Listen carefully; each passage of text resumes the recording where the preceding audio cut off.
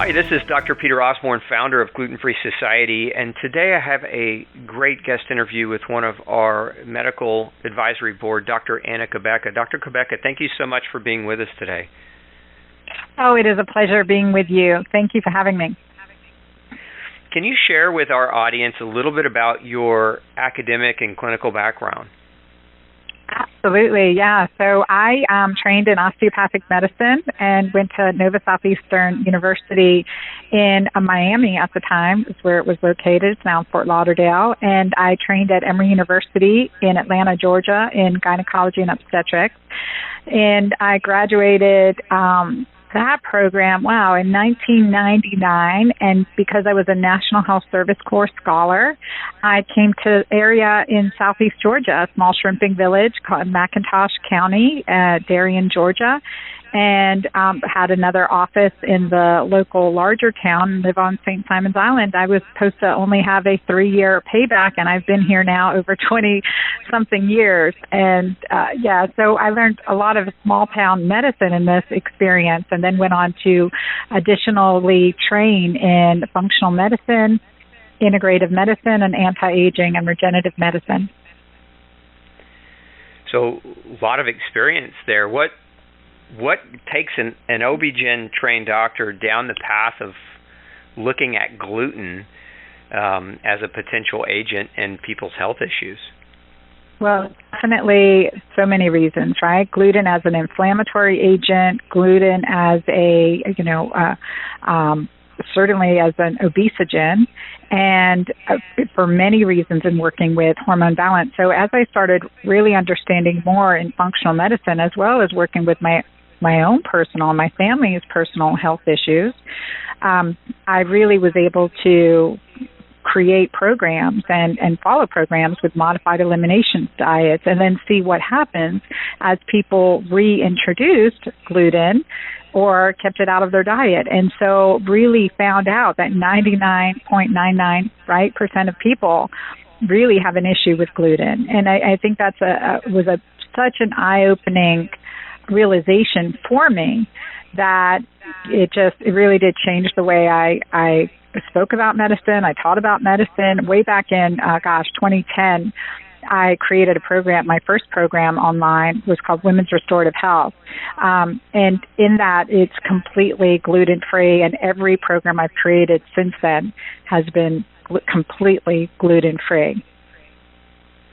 Yeah, I know you've got some wonderful books on ketogenesis, or the ketogenic diet, and have been a big proponent of the gluten-free diet. In your clinical experience, what have you seen change? Like, what kinds of things in an OB-GYN practice that people wouldn't necessarily relate to celiac disease have you seen turn around in really big ways just by implementing solid diet change?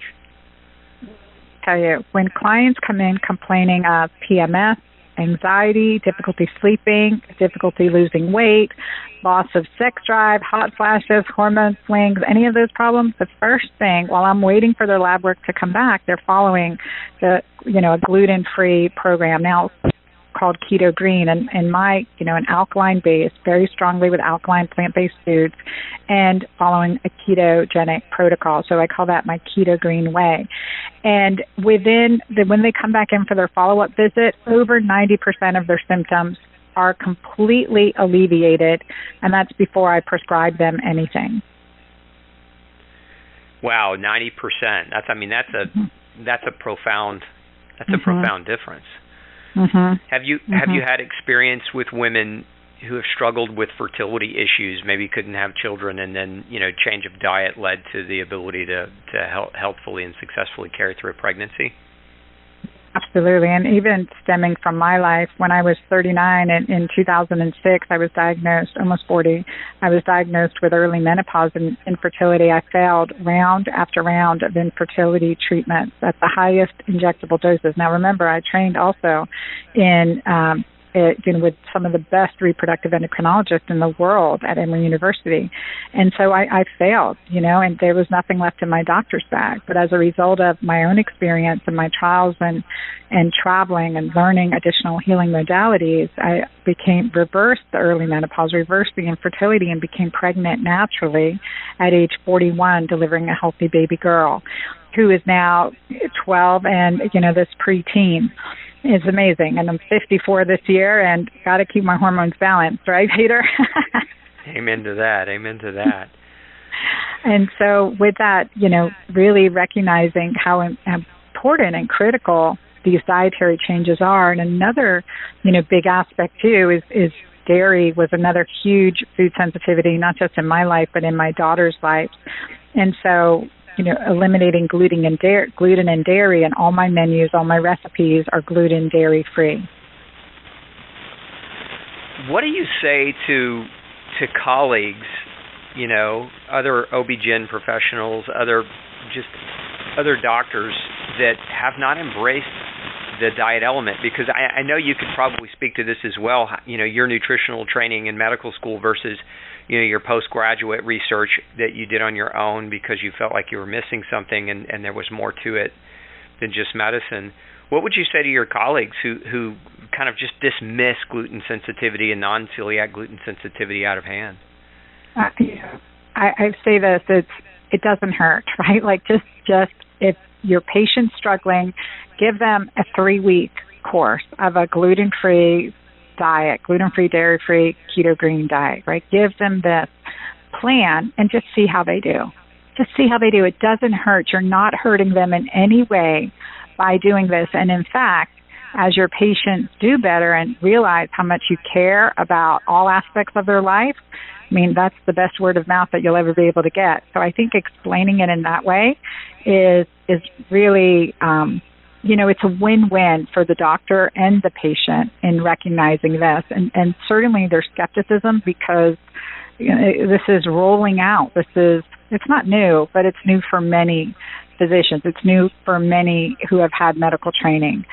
And I think the big thing to realize is, number one, it doesn't hurt. We can all take a break in something and, experiment for yourself and give your patients the encouragement to experience this as well. And I would say, too, we were never designed to have a cereal for breakfast, bread with lunch, sandwich for lunch and bread with dinner.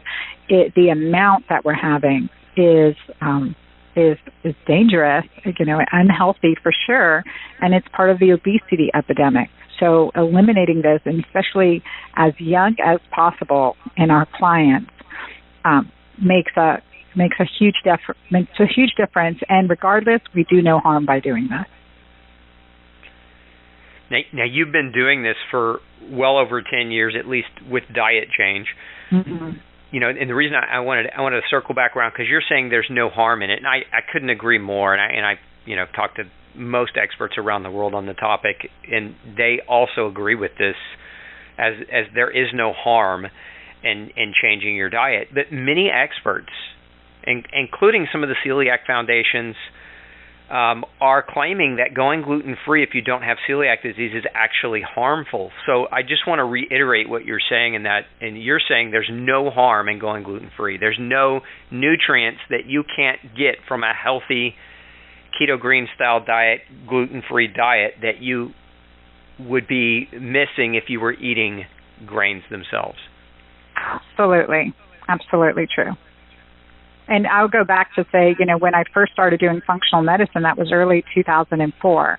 And that's because I had my firstborn daughter was 5 or 6, and she was experiencing ADD, ADHD.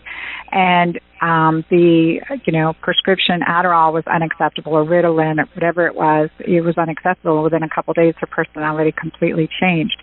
And so that took me on the functional medicine path way back in, she was 6. So 2002. And And through that, I mean, that's when I really started initiating the modified elimination diets in my program.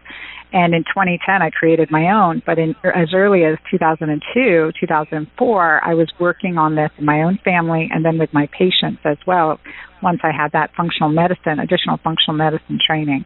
And it really, that just changed the course of my practice. I mean, I never had to advertise. I was word of mouth booked out for 6 months at a time.